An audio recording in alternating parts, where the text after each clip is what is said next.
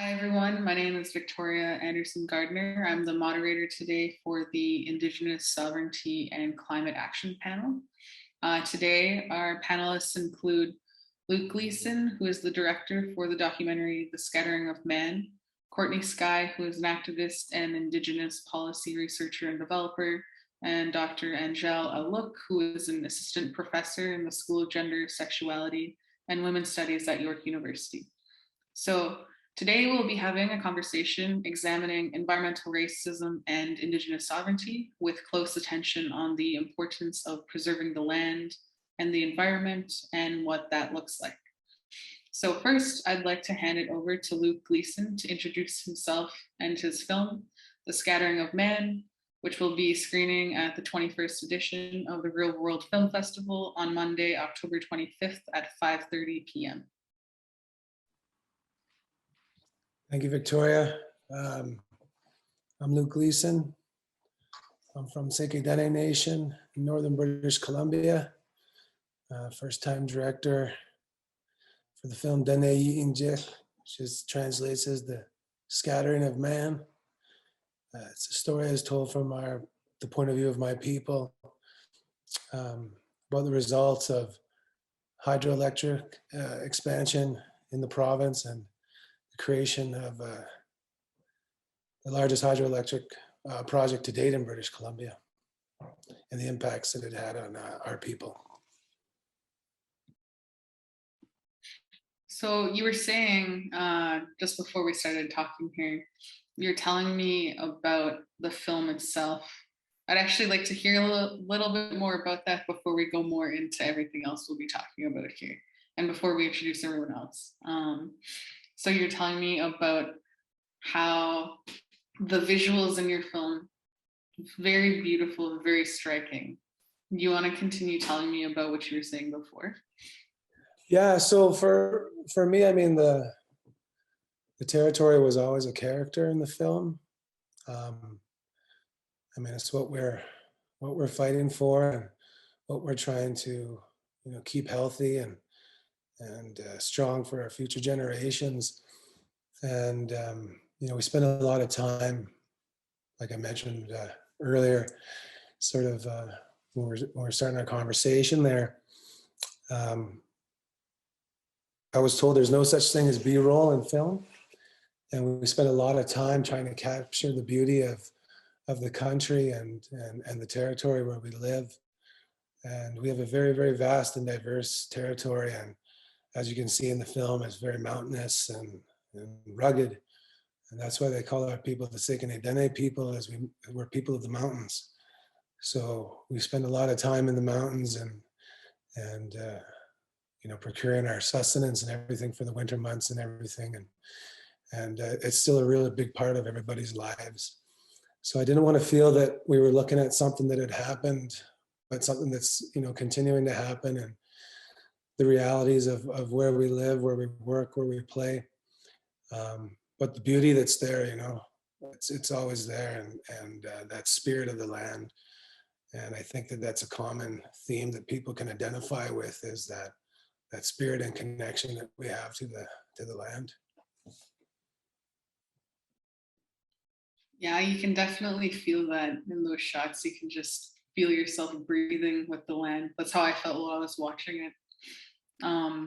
So just to introduce our next panelist, I'd like to hand it over to Courtney Skye. If you want to introduce yourself and the work that you do. Scanosawego, my name is Courtney Skye. I'm Mohawk Turtle Clan from Six Nations of the Grand River Territory. I work within my community, but my history, my training is as a policy researcher and an advocate. I'm a research fellow with the Yellowhead Institute, and I have been criminalized by the state for being in my territory on the land at 1492 Landback Lane. I was arrested last year, and again, more recently, arrested for allegedly breaching my conditions. So I work at the intersection of governance, gender, and land. And I try to think about how those things interact with each other and how are we engaging, politically mobilizing women, queer, 2S LGBTQ, Indigenous people, Haudenosaunee people, and young people within our land reclamation efforts. And yeah, thanks for having me. Thank you for being here today. It's definitely an honor to be talking to all of you here. I just want to hand it over to Angele Alook to also introduce yourself and the kind of work that you do. Tanse. My name is Angele Alook. I am a member of the Big Stone Cree Nation from Treaty 8 territory in Northern Alberta. My home community is located kind of in the heart of the oil sands region. I grew up on reserve. I moved away for my education. I have a PhD in sociology from York University. I'm now an assistant professor in gender studies. You know, I'm a researcher. I really value being here today because, you know, I think it's people on the ground in community doing work and their voices that are most important. So I guess to talk about my work, I did my dissertation research in Big Stone Cree Nation, kind of asking questions about why people choose to move on and off reserve based on their school and work choices. And I ended up finding out that a lot of these choices are made in terms of decisions around family and, you know, decisions made for the collective good, and also impacted by the colonial structures of, you know, the Indian Act and the residential school system. And then, you know, in my research, I found that those that worked in the oil industry ended up being stuck in kind of precarious, unstable contract type work. But I also heard a lot of stories of resistance and resilience about Indigenous people in my community kind of resisting back against those colonial structures. Yeah, and so I started getting interested in this idea about the political economy of oil and gas. So because of that, I got involved in the Corporate Mapping Project, which is a large SHRC partnership grant. And I looked at the gendered experiences of Indigenous workers in the oil sands industry. And I also recently did another project called the Just Powers Project, where I looked at, you know, understanding energy transition and Indigenous futures and what our hopes for the future are. And I kind of came away from that project. You know, I interviewed Indigenous knowledge keepers, elders, environmental monitors in my community. And I kind of came away from that project realizing the lack of consultation that happens in these large oil projects. And also, you know, the fact that we don't benefit from the wealth that is being made off of our natural resources, and also the importance of land-based teachings and learnings in Indigenous sovereignty. Yeah, so that's what my research is in right now. I'm starting to get involved with, I attended COP25 and I'm hoping to attend COP26. So I'm starting to get involved with the United Nations Conventions of the Parties on Climate Change, kind of as an observer and researcher, trying to understand Indigenous people's sovereignty and self-determination on an international level. Yeah, so that's what my research is in. It's very focused on gender, the intersections between gender, race, and class. And so in everything I do, I look at all those systems. My son is here.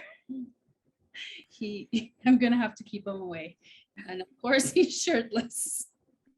I thought it was a ghost popping up behind you. I know, I'm glad I have this filter here. I'm gonna end there. Okay, no worries, no worries. Hello to your son. So just moving on from just hearing about all of your backgrounds and all of the important work that you're all doing. Just going back to Luke. So your film demonstrates the displacement of your people as well as the impacts on the natural environment due to the dam that was put in place. For you, what is environmental racism? Like, what does that look like to you? And I know it's a big question. Also, adding this onto it is, why is Indigenous sovereignty so important when it comes to preserving the land? You can take your time with this because I know there's lots to discuss, lots of different things to touch upon. You're probably going to have to ask me the second part again after. I mean, I've been in lands and resources for over a decade, and you know, as the previous director of lands and resources and treaty operations for the nation. I've been involved in the Economic Development Corporation. You know, I got into all that work because I wanted to do good programs on the ground. You know, to make sure that we were doing programming internally from the nation, and that is developed through the nation and represents sort of what our values are. And, you know, in all that time of doing that work, I don't think I've ever been asked about environmental racism. I think there's probably a bunch of different layers and complexities within that question in terms of, you know, what exactly that is. I think it's definitely, it exists in all different levels of policy making and decision making, and you know, with all of these different platforms that sort of come into fruition to sort of deal with these initiatives on the ground, and you tend to see not a lot of effort or movement on some of those, but yet you see the resources, you know, leaving the territories at an alarming rate. So in terms of environmental racism, I mean, I think that, you know, for us, we're not a treaty nation. We never signed a treaty. You know, so we assert, you know, our unextinguished rights and title to our lands. And so I think the approach may be a little bit different in some of these areas, especially in British Columbia, where, you know, we have 200 different First Nations all in this area, very, very diverse linguistic part of the world, and everybody with their own sort of different approaches to lands management. Us being interior and in the north, you know, we have a very, very large territory because you need the land. You know, the caribou in our area, they need land. They need a lot of land to survive, you know. Whereas you get to some of the more of the coastal regions and you have a lot more of like fisheries, perhaps smaller territories. I don't want to speak for other nations, but we're all sort of dealing with this bigger sort of overarching sort of piece of the puzzle in terms of, you know, how do we properly manage our lands, and not one of these cozy sort of little strategic engagement agreements with the province and talking about co-management. I'd like to see real proper co-management. I think, you know, when we talk about environmental racism, I think putting forward initiatives like caribou recovery and saying you're going to put tens of millions of dollars into it, and then the nations that actually have the active caribou in their territories are seeing 0% of those dollars. And then agreements are put in place and they're put in front of you to sign, to procure some of these funds to do some of this work for caribou. But yet within those agreements, you're essentially saying that you're okay with the development that's occurring. These dollars should not be coming, you know, with an ultimatum attached. Far, far too long. And so I think in terms of environmental racism, I think it exists in all different levels of government and in terms of agreements that are being signed. Um, it exists in, proponent-driven projects where people just don't really understand where they're doing business. And I think that's a big part of First Nations is, we're sort of, we're the foot in the door, and we're the ones saying, well, no, you can't just come in. And it's not business as usual. And I think a lot of First Nations have a very strong grip on sort of the management that occurs in their territory. But when you look at some of these massive initiatives that sort of spill across the landscape for us, our biggest issue from my standpoint, this is just my opinion, is the logging. We had pine beetle and they call it salvage logging. Well, I've seen a lot of beautiful green areas just get absolutely nuked, under this volume-based version of salvage logging, which is just absolutely just a disgrace to lands management in the province of British Columbia. And, our people, when you watch our film, that's not too long ago. That flood, those waters came up in 1968.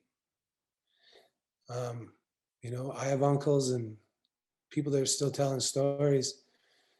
They're still young men, young women. They're in their early 60s and, telling stories of the first time they ever saw a road. And then you fast forward to our generation and you look out there and it's appalling what's happened in that time. But I also wanted to kind of make a point when you mentioned environmental racism, this kind of shut off in my head because a lot of the times we get all this help from sources that potentially are attempting to help us in their own way. There's a lot of NGOs and different groups out there and people from the lower mainland and from the cities and stuff that have their own agenda and they're trying to help us poor First Nations out. And I think a lot of the times that ends up being racist in its own way. It's like this reverse racism of let's come help the poor natives. And a lot of times their policies don't align with ours, our version of lands management, a lot of times they jump on keywords, sort of, initiatives that really are just a tiny part of a bigger overarching problem. So they'll hear something like ungulate enhancement, which potentially is predator control in the north. And then everybody jumps in the bandwagon and they're all upset about predator control. But then the bigger question is, well, why is there predator control? Why are we doing that? I'm not saying that I'm a proponent for predator control, but the wolves definitely are the easiest target when it comes to that. But the reason is that we have massive habitat fragmentation. We have major corridor issues where you just have pockets and islands of habitat. You have this logging that continues and just at an alarming rate. And you have all of these other different little pieces of the puzzle that are a part of the bigger picture. We're having massive declines in caribou populations. And so these environmentalists jump on the don't kill the wolves, but then they miss the bigger picture, which is that we have a major, major habitat issue in this province. And it's not going anywhere, it's getting worse. So I think in terms of the environmental racism, I mean, like I said, that's a very, very complex and difficult question to answer. I think it exists, all over the place. And sometimes I don't think people's intention is ill. But the information and the ability to inform themselves on sort of what's actually happening on the ground, I think a lot of people, if they actually take the time, and real lands managers, they live on the ground. They're on the ground. They don't operate from Victoria. They live on the ground. They're on the ground. And you just can't manage the land from an office. You can't manage the land through policy that's driven by constituent voting. You manage the land on what you know and what you see is happening. And you pass that information on and you make sure that the future generations have a good grasp of of their territory so that they can also make good, wise, long-term land use management decisions.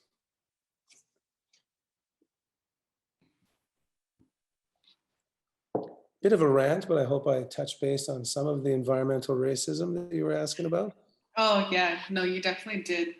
I'm gonna come back to ask you that second part of my question later on, just because I think Courtney and Angele can touch upon some stuff that you were talking about already.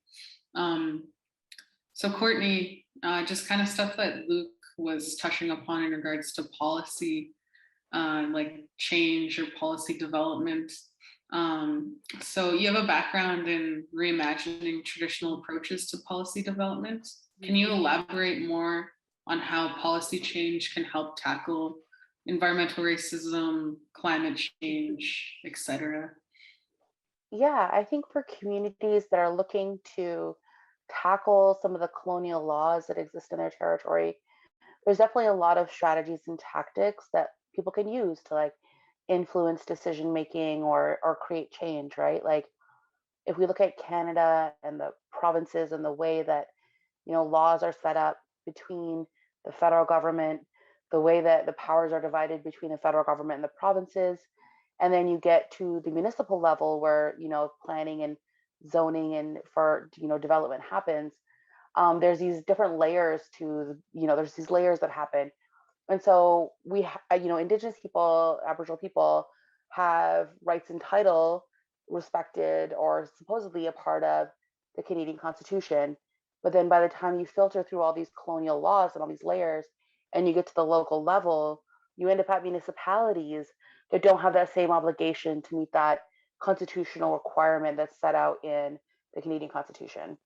And so that is where a lot of conflict is bred, right? So this is a conflict that was created with, you know, my home territory, a lot of different nations that see, you know, unwanted development happening beyond their reserve boundaries, right? This is what we're talking about, is the fact that, you know, we conceptualize ourselves as people that have, you know, stewardship over vast territories that extend beyond the small parcels of land that we've been placed on, that are reserves that governed under the Indian Act. And so if communities are looking to, you know, influence or exert or create policy change, you know, certainly doing things like radical land defense action is something they can do, but it's very taxing on communities. It puts people in a lot of conflict. It puts, you know, it relies on your community members putting their bodies in the way of police, right? And that can be very volatile, right? We see that in many different communities across the country that have faced, you know, the implementation of colonial policy come at the hands of the RCMP, and for us, the Ontario Provincial Police.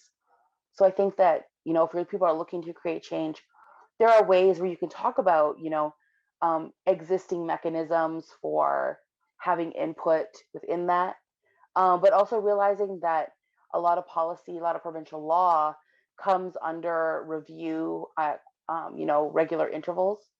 So you can try to exert change within that process. You can leverage local elected officials and try to get them to create change.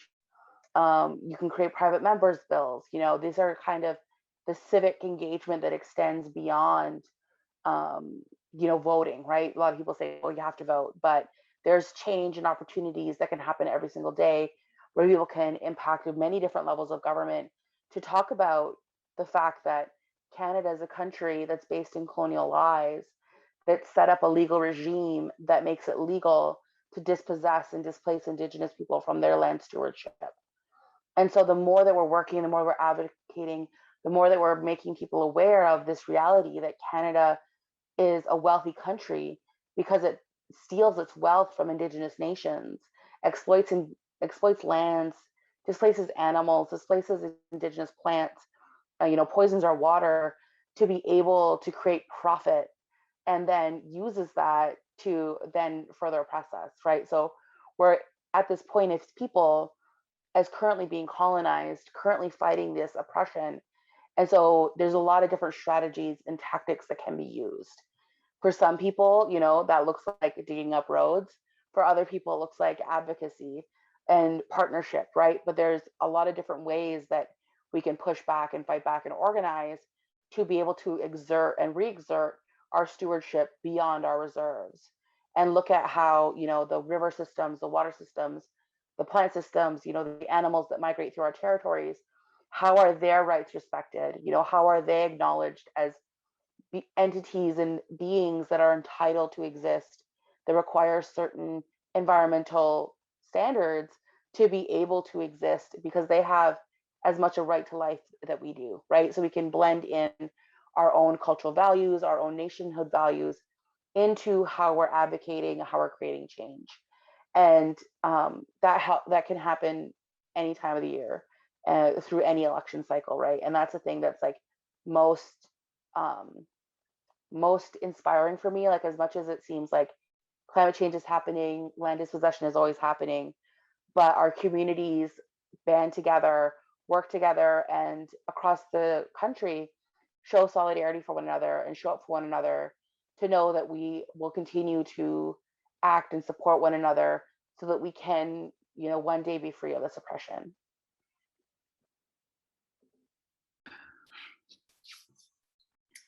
Ah, I just wanted to be like, go off. It's all like, it's so important, everything that you just said, because I feel like there's lots of people who don't know what they can do at that civic level, who think like they can't make any change besides just these small little things here and there. But everything you just said is really, really important for everyone to know about. Angele, from the work that you've done and your work within community, this is kind of moving on a little bit into like the topic of, I think, what's led to environmental racism and climate change and whatnot. But how has capitalism and its interests directly affected environmental concerns, or in other words, maybe completely disregarded them? Yeah, that's a really great question. I just want to say though, to what Courtney was saying, in Cree, I would say dabui, like yes, yes. Everything you're saying, dabui, and part of that is dabuiwin, which is truth telling. So yes, everything you're saying, you're speaking the truth. Thank you.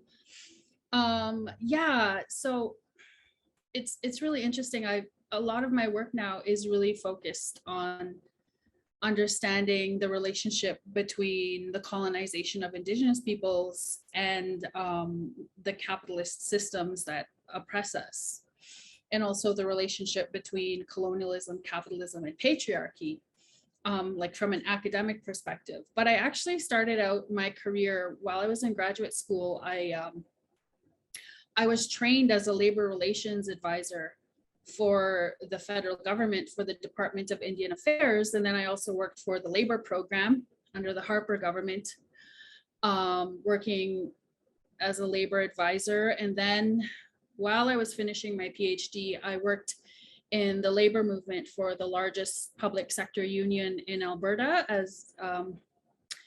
So I worked on both the side of the employer and the union. And I have to say, you know, out of that, I have very socialist tendencies, because I really see how the capitalist system is based on making profits and not benefiting community or even benefiting the lives of workers. But I think I also have these socialist tendencies because of my own Indigenous, you know, teachings and growing up in community, and where you do things for the collective, right? You make decisions based on how you want to raise your children and your grandchildren. And then I've also been thinking about Indigenous economies as opposed to capitalist economies. And I think we need to think back to, you know, our traditional ways of being on the land and living in community together.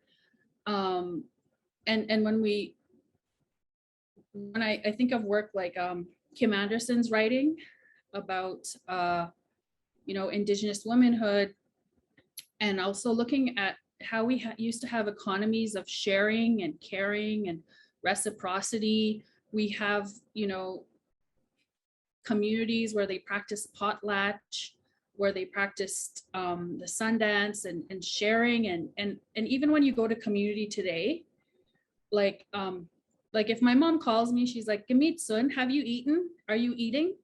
You're constantly being fed. You know, when someone kills a moose, it's divided up and given to all the aunties and the grandmas and the kukums. So those are that was our way of being, right? Sharing and caring and being part of that community. But then that system was intentionally dismantled when settlers came here.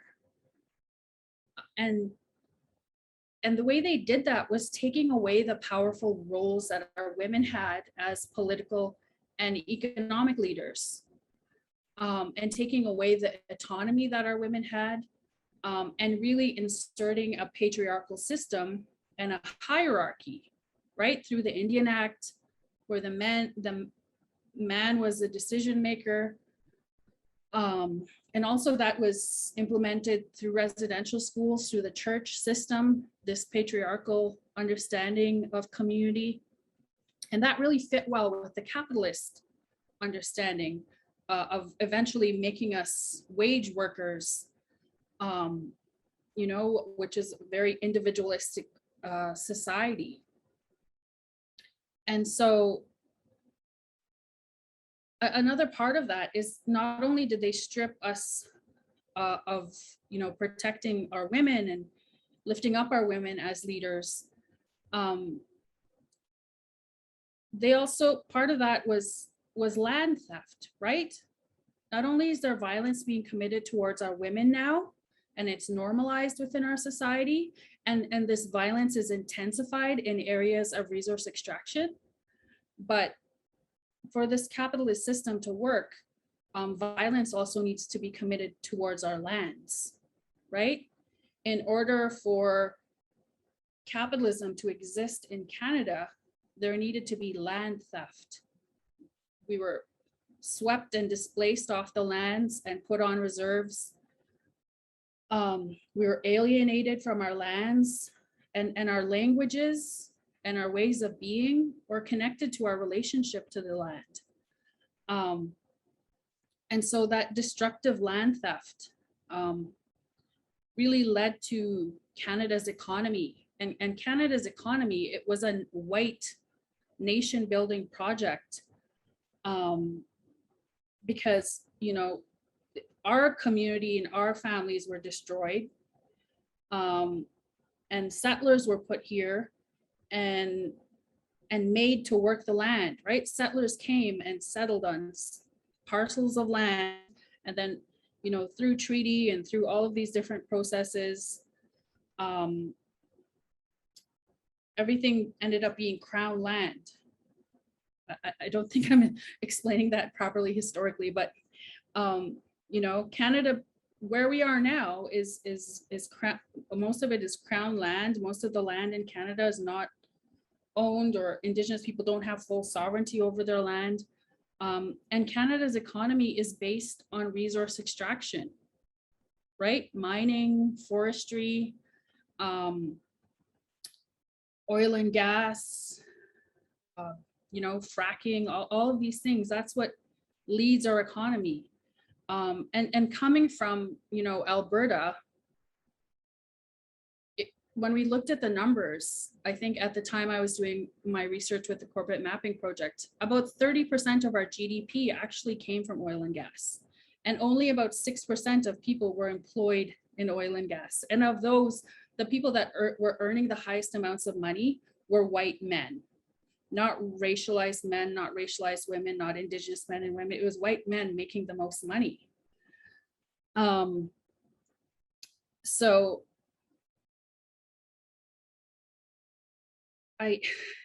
it's just, I don't know, it makes me really upset when I think about the whole system of capitalism. And also, you know, while I was doing my research, I had this one Indigenous scholar from another part of the world, you know, tell me, why are you concerned about the environment? I thought your community were sellouts because a lot of them work in oil and gas. And, you know, that really upset me at the time because my people aren't sellouts, you know? We were forced to live on the reserve. We were, you know, taken off the land. The residential school and child welfare system broke apart our families. We're left in this economy of like impoverishment.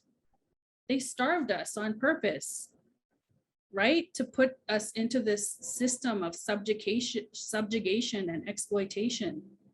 And there's few choices in jobs where I'm from, right? If you get offered a job to make $100, $150 a day working out in the oil patch versus living in poverty, or having a hard time finding work, you're gonna take that job, right? And some of the people I interviewed that are now environmental officers previously worked in oil and gas to support their families. Like we have low rates of educational attainment, high rates of unemployment and underemployment. This system is not made for us.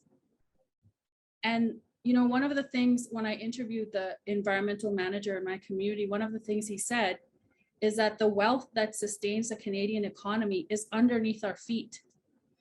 Like we're standing on this oil and gas and these trees that are making the money, and we watch this wealth leave our community. And then one thing I found in my research is that there is gender-based discrimination and there is race-based discrimination in these industries where people are trying to find work, like oil and gas. So we don't make as much as them when we work in this industry. And then, you know, another thing they do is they bus workers in to my territory from the cities. So we're watching all these settlers coming into our community and leave on buses, and the wealth leaves, and we're left with, you know, inadequate funding for housing, inadequate funding for education and healthcare and all of these things. And so this whole system, it impacts every institution of our lives. And it's really upsetting, you know, when I think about how patriarchy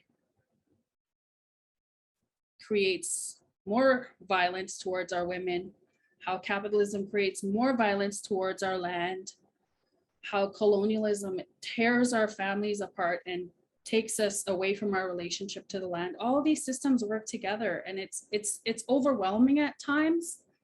But I think, you know, where I want to end is when I did interview people in my community about their relationship to the land and things like that, I asked them about their hopes their hopes of the future. And they said, you know, my hope is that my children and my grandchildren will have clean water. They'll be able to hunt and harvest on the land. They'll have a relationship with the land, and they'll know our teachings and our language. And so I'm hopeful because I know our people are resilient, and I know that we're just getting stronger. And I think that's what we see with people like Courtney that are involved in the land back movement. It's inspiring. So yeah, I want to end on a positive note. I was actually going to ask that next to each of you, was just, what do you feel when you hear land back in regards to Indigenous sovereignty? Or if you don't want to answer that, what are your hopes for the land in the future? Hopefully sooner future than later future, but you know, we always have to think in 7 generations. Yeah, I don't know.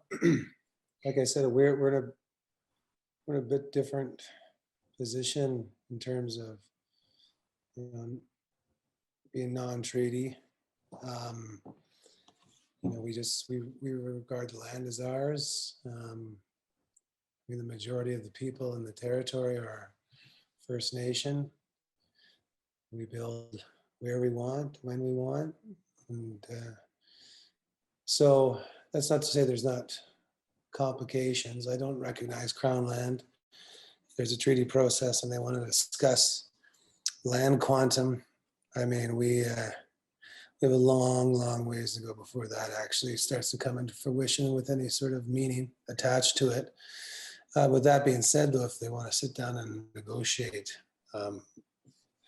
they can't be recognizing their own pockets first, and I just don't recognize that at all. I look at Séguéné Dene country as Séguéné Dene territory. There's unique relationships within that with our neighbors, our families to the north and to the west and to the south. That we need to, really build on a lot of these things that both Courtney and Angele were talking about. And Angele, you mentioned something there about, sort of this idea of sellout shame for people seeking opportunity. Everyone, I always said in negotiations, we have a right to an economy. And there's, I think sometimes there's definitely is a certain amount of concession involved when coming to some of these agreements where there is an expectancy of development. And there also is an appetite amongst First Nations to, have control of that development and to build that internal capacity and to have that economy. And instead of just watching everything wash away and leave the territory, like you mentioned, people being bussed in, going to work, you're just watching all these things leave. But, being able to capture that and, to have a strong and robust economy, I think is important for a lot of First Nations.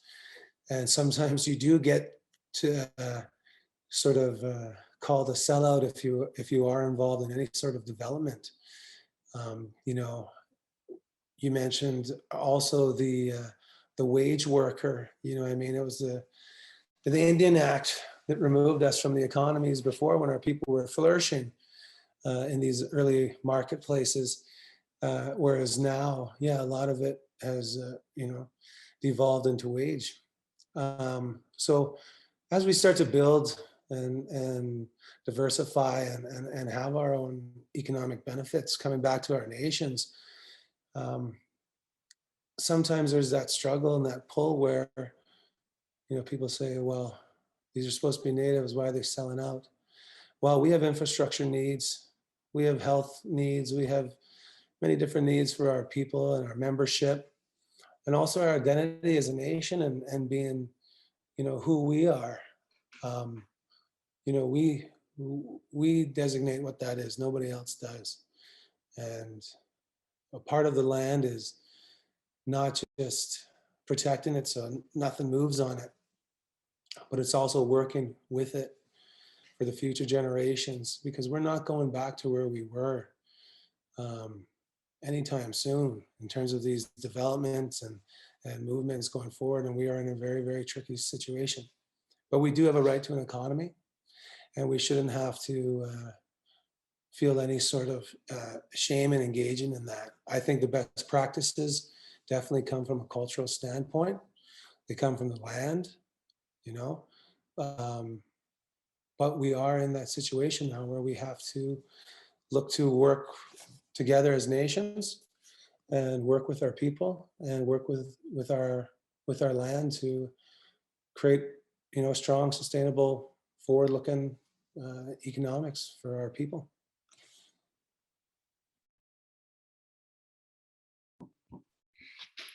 Courtney, I don't know if you want to build off of what Luke was saying, just in regards to your own thoughts on the similar sort of topic of either land back or Indigenous sovereignty, or just what that means to you in particular.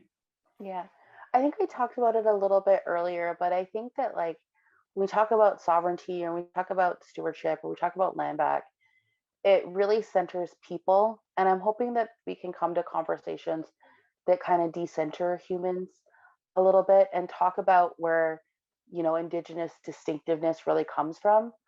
And, for my people, like, we are people whose laws and culture and ceremony is based on the place where we are. And so, our creation story talks about us being made from the clay of the earth and that we were placed here by our creator.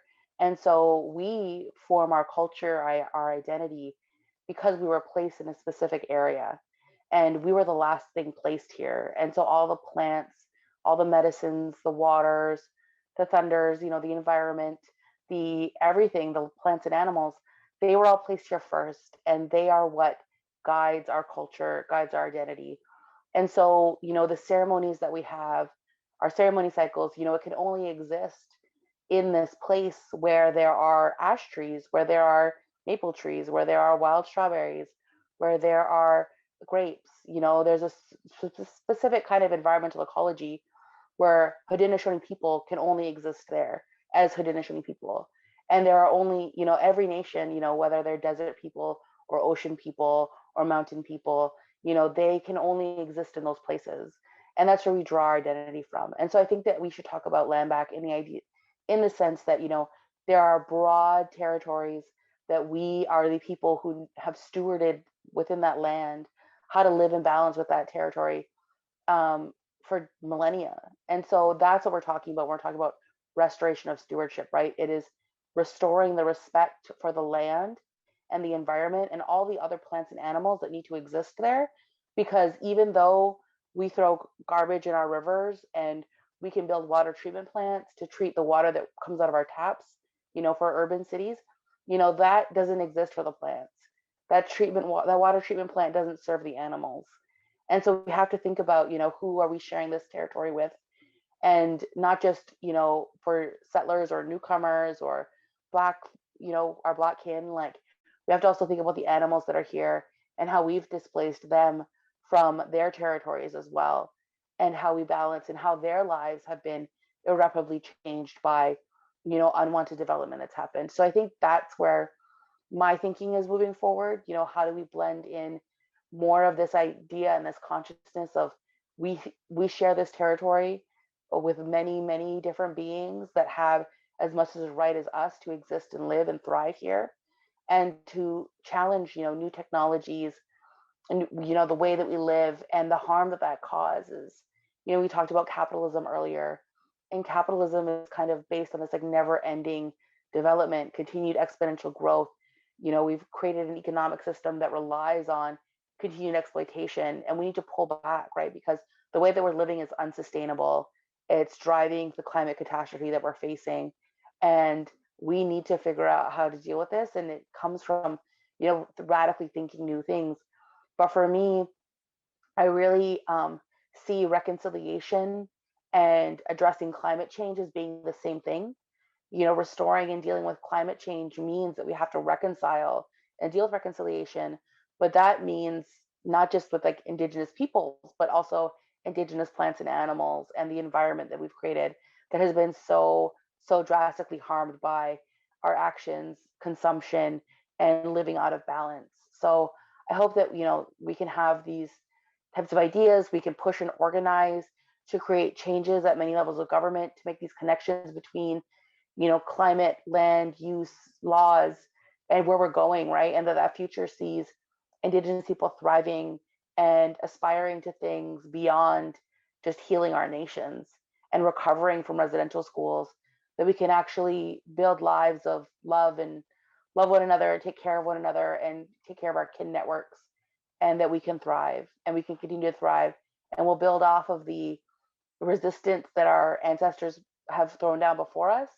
And we're going to keep organizing and building and pushing so that, we're going to keep protecting the lands and keep protecting waters and care for and be involved in that conversation around restoring balance between humans and creation. Miigwech for that. I could not have said anything better. You are so well spoken. It's very inspiring for me. Angele, I don't know if you have anything else to add on. We do only have a couple minutes left here. But if you have any other last thoughts that you want to add on. I think I just want to say that, you know, the money that's made off of our natural resources makes billions and hundreds of billions of dollars for multinational corporations that oftentimes aren't even in our territory or even in our country. And, you know, the money that comes back to our First Nations or our Indigenous communities is in the millions or smaller. So there's a huge disparity in wealth that's happening. And I think we really need to, as Indigenous people, have solidarity with other groups and communities that are negatively impacted by capitalism and colonialism. Like, for example, in Alberta, there's a lot of temporary foreign workers. There's a lot of workers brought into Alberta from the Philippines. There's a lot of workers that migrate from Ontario that come from African nations that end up working in our oil industry, in the service industry. And I think we really need to have solidarity with those migrant workers and solidarity with other working class peoples and other racialized peoples in Canada, because they're coming from nations that were also impacted by British colonialism and French colonialism. And they're coming here for jobs because their lands and their ecosystems were destroyed. And so I think, you know, we really need to recognize that so many of us are negatively impacted by these systems. And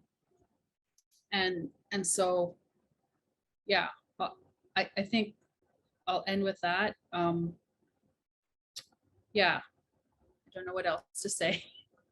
It was really great to listen to both Courtney and Luke. And Luke, your film, I just want to end on this. It's so beautiful. I felt like it was made for me as an Indigenous person from the North. The land really was a character in that story. And I think it was kind of a quiet, slow building relationship that you built with the land in that film. And also with the elders' voices throughout. Because I think that's part of our cultures, is to be a good listener and to pay attention, because there's so much more to the story than what you initially see or hear. I remember when my Muslim used to give us teachings, and he would take us outside and give us a teaching, and we'd come inside and we'd be like, Muslim, what were you teaching us? What are you talking about? And then we wouldn't realize the teaching until, you know, a few days or weeks later. You'd be like, oh, that's why Muslim said that. And I feel like that's what your film is like. You're giving us this story, and we have to be good listeners, and we have to use our eyes and look at what you're really showing us. So thank you so much for sharing your story. It's sad, but it was beautiful at the same time to share your people's stories. Thank you very much. Well, thank you very much for that. I think that's what we were trying to do, is show the beauty. I mean, we can all tell a sad tale, but the human spirit and the dignity of self, and you know, that independent spirit that our people have, and we've never let go of. I really didn't want to confuse things with the imagery and the sounds. I wanted people to allow the story to reveal itself to them. And that was, I'm really glad that you picked up on that, Angela. That's thank you for taking the time to watch the film. And when I mean take the time, to actually watch the film. And I think a lot of times now we try to explain too many things. Like today was quite a bit of conversation on massive topics in 45 minutes. It would be great to sit down and have these conversations, you know, over an evening or longer. But sometimes in the world we get so caught up, and so we get so into these things we're doing. And I definitely wanted that film to definitely permeate that spirit. So thank you very much. And thank you, Victoria and Courtney and everybody, for their time here today. I appreciate it. Like I mentioned, there's just it's just such a large topic to discuss. I'm sure we'll be having discussions, later about this, but yeah, thank everyone for having me, and it was nice to hear everybody's opinions on these matters. I just want to say miigwech, miigwech, miigwech to all three of you. It is a very big, large range of levels of topics that we talked about that feel like I know it was a lot, but we also just only scraped the surface. I feel like we all live this every day of our lives, and we have since we were young, and we've come to understand it at this deeper level that maybe non-Indigenous people might not fully understand, or some might, but just something that we each day will learn more and more about, and I think everyone else as well. I don't know, Courtney, if you've had any last final words or see you laters. No, I just want to say thank you for having me and for being on the panel. And I hope that everyone that listens to the panel or watches the movie enjoys it, and that we think about, the future generations and what we're going to do for them in our lifetime.